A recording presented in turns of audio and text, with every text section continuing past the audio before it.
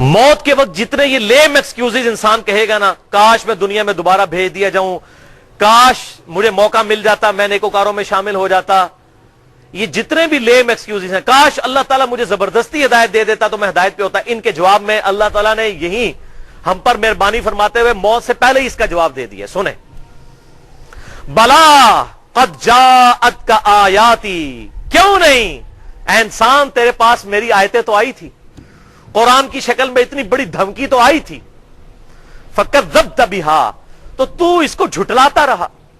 کسی نے تو قرآن کو ماننے سے انکار کر دیا، کسی نے قرآن کی ماننے سے انکار کر دیا. ایک ہے اللہ اور اس کے رسول کو ماننا، اور ایک ہے اللہ اور اس کے رسول کی ماننا. صرف کو ماننے سے کچھ نہیں ہوگا، کی ماننی پڑے گی. تو میری آیات تو تیرے پاس آئی تھی، واستکبرتا، لیکن تو تکبر ہی کرتا رہا، وکنت من الکافرین، اور تو انکار کرنے والوں میں ہی رہا. یہ کافر کا ترجمہ فوراً وہ لے لیتے ہیں، کوئی ہندو، کوئی عیسائی، کوئی سکھ. اور بھائی کافر عربی زبان میں کہتے ہیں انکار کرنے والوں کو. یہ کافر جو ہے نا، یہ پنجابی والا کافر نہیں ہے، یہ عربی کا ہے. عربی زبان میں کافر کہتے ہیں انکار کرنے والے کو، چاہے وہ عقیدے میں انکار کرے وہ بھی کافر، چاہے اپنے عمل میں انکار کرے وہ بھی کافر. عقیدے کے انکار کو تو ہم سبھی کفر سمجھتے ہیں. کوئی اللہ اور اس کے رسول کو نہیں مانتا، کافر کہا جاتا ہے. جو اللہ اور اس کے رسول کی نہیں مانتا شریعت کی ٹرم میں وہ بھی کافر ہے، عملاً. اعتقاداً مسلمان لیکن عملاً تو کافر. لہذا جن جن آیات میں یہ کفر کی بات ہو رہی ہے وہ ساری فٹ ان ہوگی اسے. صحیح مسلم میں حدیث ہے انٹرنیشنل نمبر کے مطابق کتاب الایمان چیپٹر میں 246 نمبر، کہ آپ صلی اللہ علیہ وسلم نے فرمایا کہ بندے کے کفر، بندے کے شرک اور ایمان کے درمیان فرق نماز ہے. یعنی نماز پڑھنے والا مومن اور مسلم، اور نہ پڑھنے والا عملاً تو کافر ہے. اسی کی ایکسپلینیشن جامعہ ترمذی کی صحیح حدیث ہے انٹرنیشنل نمبر کے مطابق 2621، کہ آپ صلی اللہ علیہ وسلم نے ارشاد فرمایا جس شخص نے جان بوجھ کر نماز ترک کی گویا اس نے کفر کر دیا. کیوں؟ عملاً تو اس نے اللہ کی نہیں مانی نا. اب وہ بے شک کہتا رہے میں عقیدے میں مسلمان ہوں، عملاً تو اس نے اللہ کا انکار ہی کر دیا، اس کے محبوب صلی اللہ علیہ وسلم کا انکار ہی کر دیا. تو اللہ تعالیٰ فرماتا ہے میری آیات آئی تھی لیکن تو انکار کرنے والوں میں رہا. وَيَوْمَ الْقِيَامَةِ تَرَى الَّذِينَ كَذَبُوا عَلَى اللَّهِ وُجُوهُهُمْ مُسْوَدَّةٌ، اور قیامت والے دن وہ لوگ جنہوں نے اللہ کے اوپر جھوٹ باندھا. کیا جھوٹ باندھا؟ اے اللہ جو کچھ بھی ہے تیرے محبوب کی امت سے ہیں، یہ جھوٹ باندھا. یہ اللہ کے محبوب کی تعلیمات ہے صلی اللہ علیہ وسلم. ٹھیک ہے آپ صلی اللہ علیہ وسلم کی شفاعت نصیب ہوگی، لیکن اس کی بنیاد پر کہیں اللہ کے محبوب صلی اللہ علیہ وسلم نے یہ نہیں کہا کہ تم دیدہ دلیری کے ساتھ میری مخالفت پہ اتر آؤ، اللہ کی نافرمانیاں شروع کر دو، اور پھر کہو کہ جو کچھ بھی ہے اللہ تیرے محبوب کی امت سے ہے. اگر دنیا میں مورل لاز ایکٹیو ہوتے واللہ اسی وقت آ کے سر پہ جوتی پڑتی کہ محبوب صلی اللہ علیہ وسلم کا نام لیتے ہو اور کرتوت اپنے دیکھو. یہ تو اللہ تعالیٰ کی طرف سے مورل لاز ایکٹیو نہیں ہے، دنیا میں صرف فزیکل لاز ایکٹیو ہے. آپ زبان پہ کوئلہ رکھیں گے زبان جل جائے گی، جھوٹ بولنے سے زبان نہیں جلے گی، کیونکہ جھوٹ بولنا ایک مورل جرم ہے، اخلاقی جرم ہے. قیامت والے دن یہ تمام مورل لاز ایکٹیو ہو جائیں گے. اسی لیے قرآن حکیم میں ہے کہ جو لوگ یتیموں کا مال نہ حق ہڑپ کرتے ہیں اپنے پیٹوں میں دوزخ کی آگ بھر رہے ہیں. حالانکہ دنیا میں تو یہ آگ نہیں محسوس ہو رہی، پورے پلاٹ ہضم کر جاتے ہیں لوگ، کچھ محسوس نہیں ہوتا. داڑیاں بھی رکھی ہوتی ہیں، نمازیں بھی پڑھ رہے ہوتے ہیں، لوگوں کی جائیدادوں پہ قبضہ کیا ہوتا ہے، بہنوں کی وہ وراثت دبا جاتے ہیں.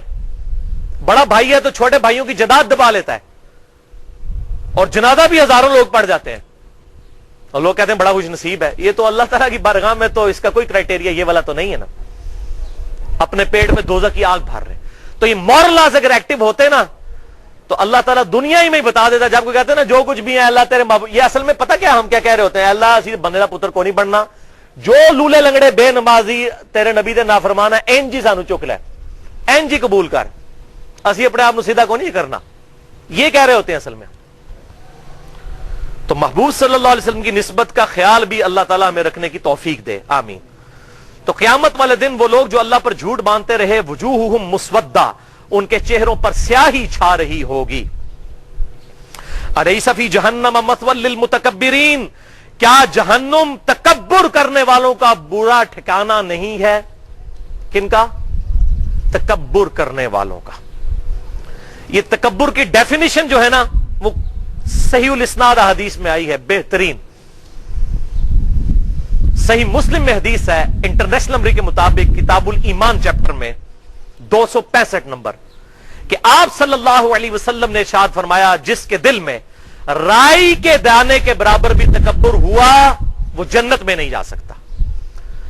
صحابہ نے عرض کیا اللہ کے محبوب صلی اللہ علیہ وسلم بسا اوقات ہماری خواہش ہوتی ہے کہ ہمارے کپڑے اچھے ہوں، ہماری جوتیاں اچھی ہوں، کیا یہ بھی تکبر ہے؟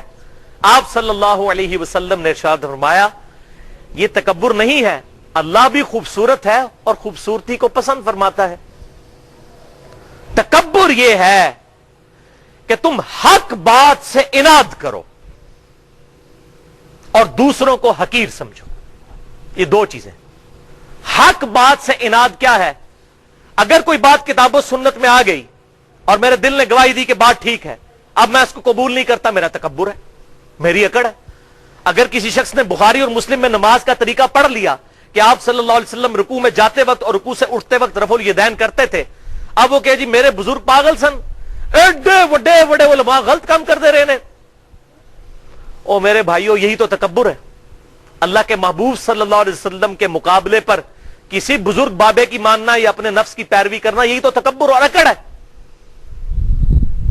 قرآن حکیم کے مقابلے پر کسی اور کی تعلیمات کو قرآن کے مقابلے پر مان لینا، یہی تو تکبر ہے.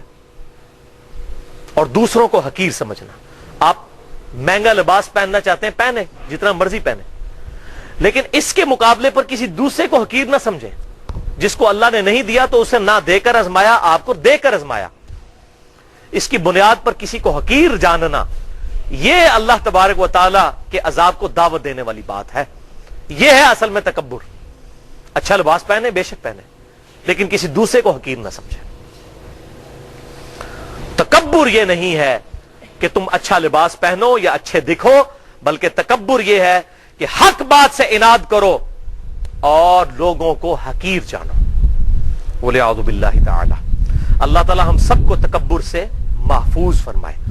باقی اگر کسی نے اچھا لباس پہنا ہوا ہے یا کسی کی گفتگو کا سٹائل ایسا ہے، اس پہ تکبر کا فتویٰ نہ لگائیں. اس کی وجہ یہ ہے تکبر ٹوٹلی دل کی کیفیت کا نام ہے. یعنی میں کسی شخص کو یہ کہہ نہیں سکتا یہ متکبر ہے. ہو سکتا ہے اس کی گفتگو کرنے کا سٹائل ہی ایسا ہو یا اس کو اچھا لباس پہننا پسند ہو. یہ دل کی کیفیت جو ہے، یہ دل کا معاملہ اللہ تعالیٰ کے ساتھ ہے. یہ ذہن میں رکھیے گا. کسی پہ فتویٰ نہ لگائیں. ہاں اپنے آپ کو انالائز کرتے رہیں. خصوصاً میں علماء سے کہتا ہوں، اور یہ ہمارے جو نعت خوان حضرات ہیں، جس قسم کے انہوں نے زرق برق لباس پہنے ہوئے ہیں، جیسا کہ وہ نو بیاتا دلہن نے لباس پہنے ہوتے ہیں نا، وہ کلرڈ قسم کے اور عجیب و غریب قسم کے، انہوں نے وہ پگڑیاں بھی بڑے 10-10 20-20 رنگوں کی پہنی ہوتی ہیں. تو میں فتویٰ نہیں لگاتا، لیکن میں ان کو ضرور کہتا ہوں کم از کم آپ اپنے اوپر انالیسس ضرور کرو. سنن ابی داؤد میں صحیح حدیث ہے کہ آپ صلی اللہ علیہ وسلم نے ارشاد فرمایا جس شخص نے دنیا میں شہرت کا لباس پہنا، اللہ تعالیٰ قیامت والا دن ذلت کا لباس اسے پہنائے گا. ایسا لباس جس سے وہ لوگوں کو اٹریکٹ کرنا چاہے. یعنی اتنی بڑے بڑے یہ جبے کبے اور بڑی بڑی یہ گونے پہنی ہوتی ہیں، عجیب و غریب قسم کے لباس پہنے ہوتے ہیں اپنا رعب لوگوں کے اوپر ڈالنے کے لیے. یہ جو معاملات ہوتے ہیں نا، اس طرح کے معاملات انسان کو جو ہے نا وہ تکبر کے اندر مبتلا کر دیتے ہیں، اور پھر اس میں بڑا خطرہ ہوتا ہے کہ انسان جو ہے وہ راہ راست سے ہٹ جائے. لیکن کسی پہ فتویٰ نہ لگائیں. ہم اپنے آپ کو اینالائز کرتے رہیں کہ ہم کس ڈگر کے اوپر چل رہے ہیں. اللہم اجرنا من النار، اللہم اجرنا من النار، اللہم اجرنا من النار.